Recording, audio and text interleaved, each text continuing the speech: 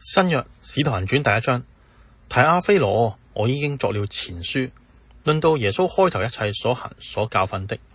直到他藉着聖靈吩咐所揀選的使徒，以後被接上升的日子為止。他受害之後，用許多的憑據將自己活活地顯給使徒看，40天之久向他們顯現，講說神國的事。耶穌和他們聚集的時候，囑咐他們說：不要離開耶路撒冷，要等候父所應許的，就是你們聽見我所說過的。約翰是用水施洗，但不多幾日，你們要受聖靈的洗。他們聚集的時候，問耶穌說：主啊，你復興以色列國就在這時候嗎？耶穌對他們說：父憑着自己的權柄所定的時候日期，不是你們可以知道的。但聖靈降臨在你們身上，你們就必得着能力，並要在耶路撒冷、猶太全地和撒瑪利亞直到地極作我的見證。說了這話，他們正看的時候，他就被取上升，有一朵雲彩把他接去，便看不見他了。當他往上去，他們定睛望天的時候，忽然有2個人身穿白衣站在旁邊，說：加利利人啊，你們為什麼站着望天呢？這離開你們被接升天的耶穌，你們見他怎樣往天上去，他還要怎樣來。有一座山名叫橄欖山，離耶路撒冷不遠，若有安息日可走的路程。當下門徒從那裏回耶路撒冷去，進了城，就上了所住的一間樓房，在那裏有彼得、約翰、雅各、安德烈、腓力、多馬、巴多羅買、馬太、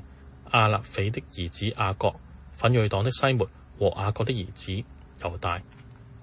這些人同着幾個婦人和耶穌的母親瑪利亞，並耶穌的弟兄，都同心合意地懇切禱告。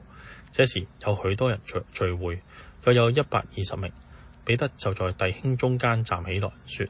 弟兄們，聖靈藉大衛的口在聖經上預言領人捉拿耶穌的猶大，這話是必須應驗的。我本來列在我們數中，並且在使徒的職任上得了一份。這人用他作惡的工價買了一塊田，以後身子仆倒，肚腹崩裂，腸子都流出來。住在耶路撒冷的眾人都知道這事，所以按着他們那裏的話，給那塊田起名叫亞革大馬，就是血田的意思。因為詩篇上寫着說：願他的住處變為荒場，無人在內居住。又說：願別人得他的職分。所以主耶穌在我們中間始終出入的時候，就是從約翰施洗起，直到主離開我們被接上升的日子為止，必須從那常與我們作伴的人中立一位與我們同作耶穌復活的見證。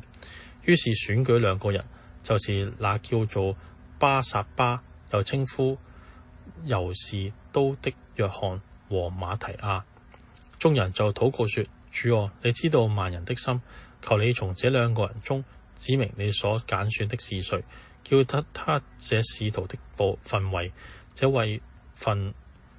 猶大已經調棄，往自己地方去了。於是眾人為他們搖籤，搖出馬提亞來。